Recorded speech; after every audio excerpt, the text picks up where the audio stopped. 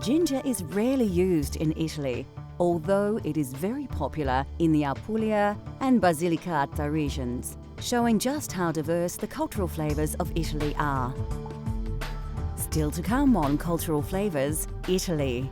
We turn our freshly made pasta into a delicious mushroom taste sensation, and we discover the secret of making perfect, authentic Italian coffee. In Italy, wild mushrooms have always been a favourite part of the local cuisine. With mushrooms available everywhere, anybody can make this dish at home. You may even want to splash out on a famously expensive ingredient. The mushrooms have got a beautiful aroma, so they're able to put them in all sorts of dishes. They might cook it up as an omelette for the younger family, or pop it into another slow cooked meal so that it can be used in very many different ways. They'll actually even put them into some sort of cheese, especially the truffles, so that they can continue to have the truffles mature in their lovely cheese.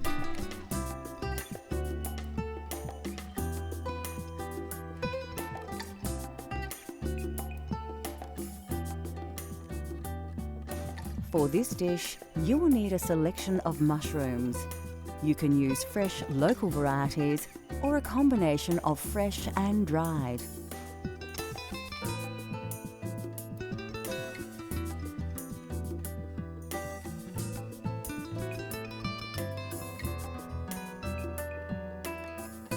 You will also need a dash of olive oil and some dry vermouth. First, take your Italian parsley and chop it finely. It's important to use fresh parsley in your pasta dishes, as the dried alternative can lack flavour. Put it aside, as you will need to add it to your dish much later. The next step is to slice your mushrooms. The trick here is to try and keep the size uniform so they cook evenly.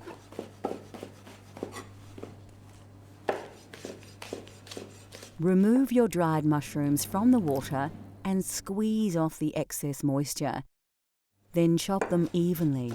Keep the water, you will need it later. Take the stalk of celery and remove the leaves.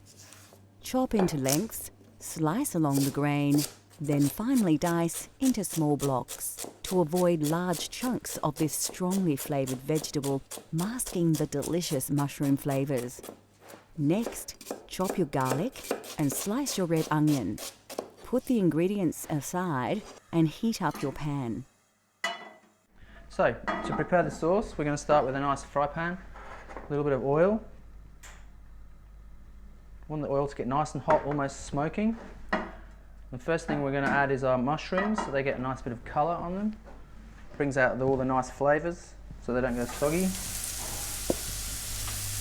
After the fresh mushrooms have braised a little, add the dried mushrooms, then the celery, onion and garlic, and a sprinkle of salt. Reduce the heat and cook it gently to bring out all the combined flavours.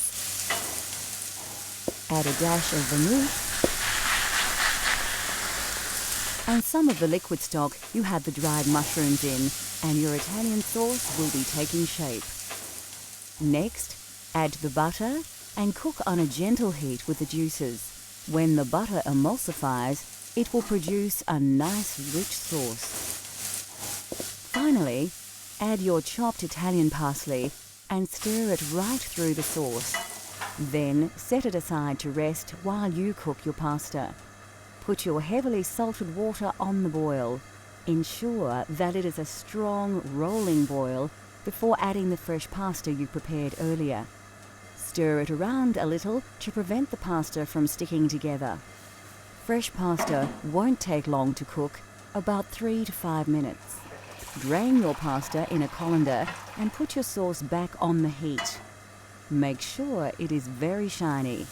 You can add more stock or butter to get your sauce to the desired consistency. Add your drained pasta through the sauce in the pan and stir through. Make sure you have covered the pasta entirely with your mushroom sauce. Then you are ready to serve. Grate some Parmigiano Reggiano commonly known as Parmesan cheese, over the dish. Just enough to give it some bite and some extra saltiness, but not so much it causes the dish to go gluggy. Finally, if you have them, shave some black truffle over the dish just before serving. Now, enjoy your authentic fettuccine al funghi.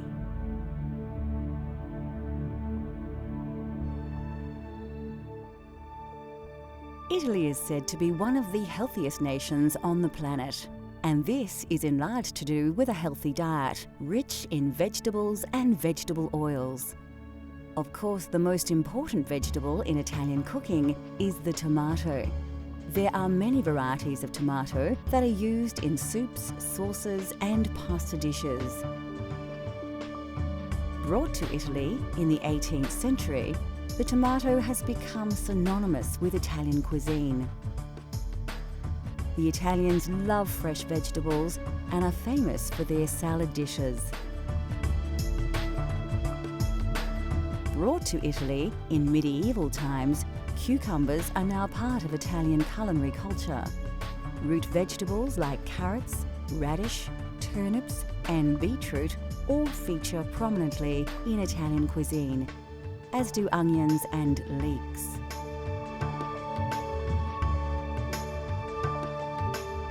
Cabbages, cauliflowers, spinach and rhubarb are also part of the Italian diet.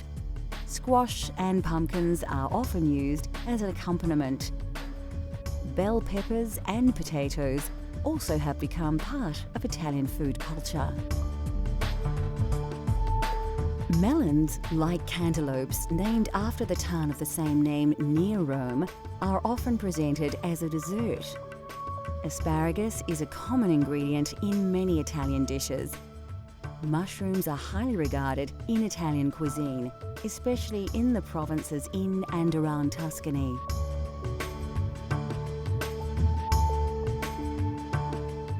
Of course, Italian cooking features all kinds of mushrooms, especially the porcini mushroom, but you can use local varieties in your own Italian-inspired dishes.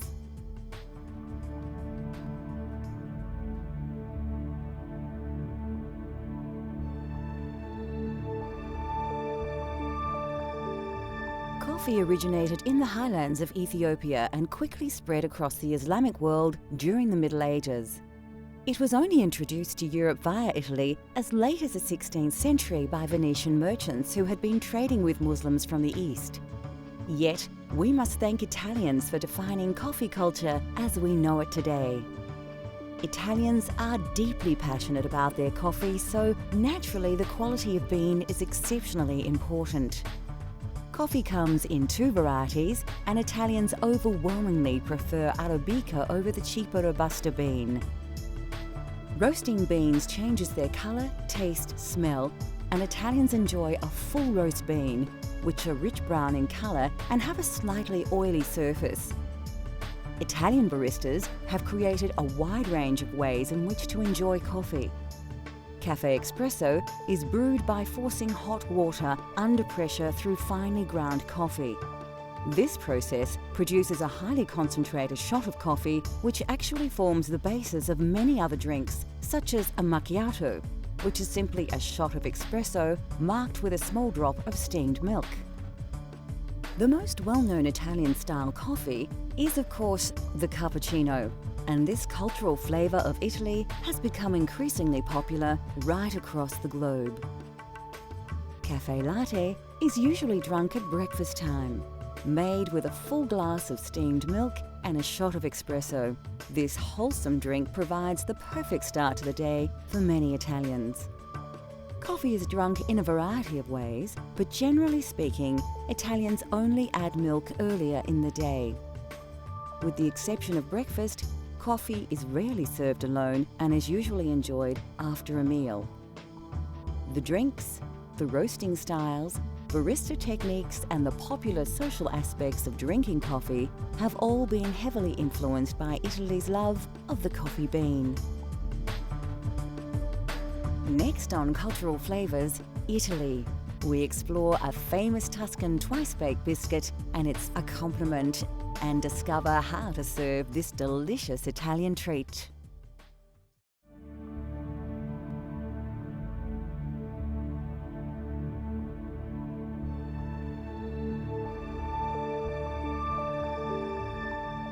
There are hundreds of types of pasta, but generally authentic pasta is made from durum wheat flour or semolina, which accounts for its yellow tinge. Durum wheat is believed to have been introduced to Sicily by the Arabs in the 7th century, and pasta has become the national dish of Italy. Of course, fresh is best. An authentic Italian pasta has texture and flavour characteristics that is difficult to replicate with dried alternatives. Having said that, there are a multitude of dried pasta options that keep well, so it has become a staple in many kitchens across the world.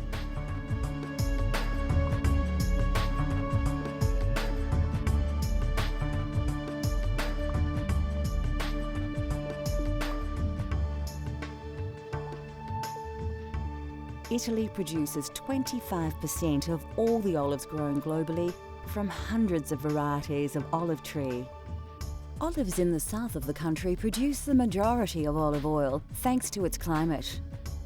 In the north, due to the frosts, olives must be harvested much earlier, so their yield is much lower. Olive oil is often used like butter as a topping for bread and for cooking. Olives are eaten on their own, as an accompaniment, in salads and also cooked dishes. Italian meals often feature breads, and there is a wide range to choose from.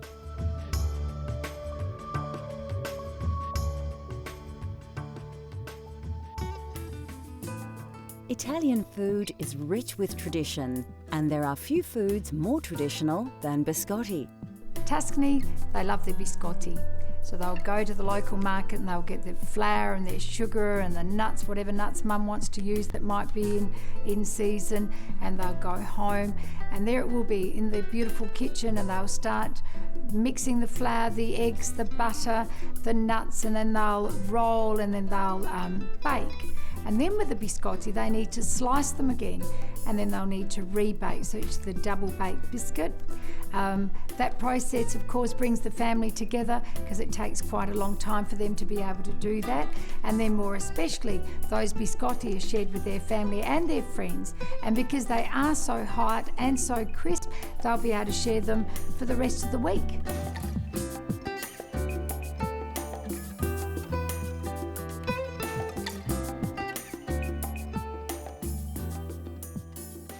You won't need to look too hard for the ingredients in this recipe.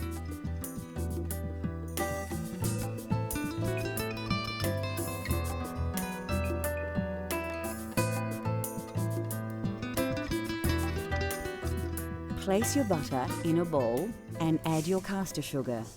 Mix the ingredients with a spatula until you have a consistency like this.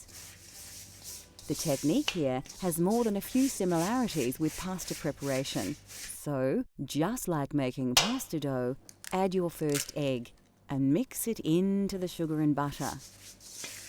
Work the ingredients together to achieve a smooth paste.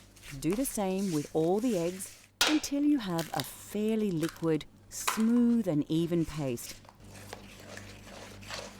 The next step is to add your flour, but only a little, and mix it through. Just like the pasta, you don't want to add all the flour at once. This technique ensures you have a lump-free mixture.